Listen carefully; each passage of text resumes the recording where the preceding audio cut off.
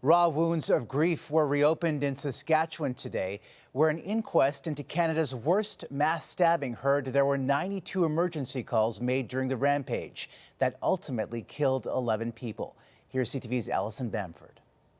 Lydia Gloria Burns was Miles Sanderson's 10th victim. She died trying to help Bonnie and Gregory Burns, who were also killed in the attacks.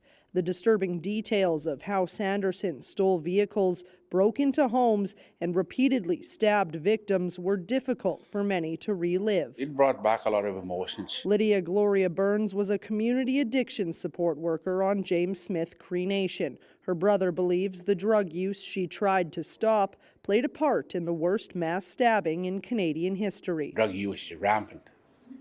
And since this incident, it's still there. It's getting worse. The inquest heard that Sanderson was selling cocaine on the First Nation and that he was high in the days leading up to the attacks. An RCMP officer testified some of Sanderson's targets were involved in his drug trafficking.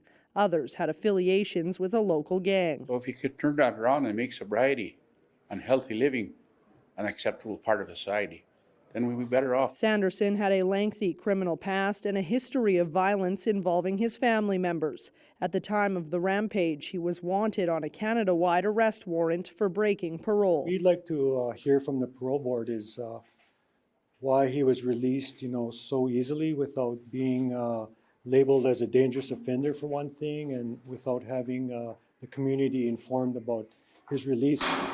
The Parole Board and Corrections Service Canada looked into Sanderson's release, but have yet to reveal their findings. Both parties are expected to testify at the inquest. Indigenous groups are really not treated as equal partners in the justice system. Recommendations looking to start to change that is something that the nation is really interested in here. Recommendations for inquests are not legally binding, and some family members worry they may turn into empty promises. However, the RCMP has said it will take any recommendations related to policing very seriously. Omar? All right, Allison Bamford in Melfort again tonight.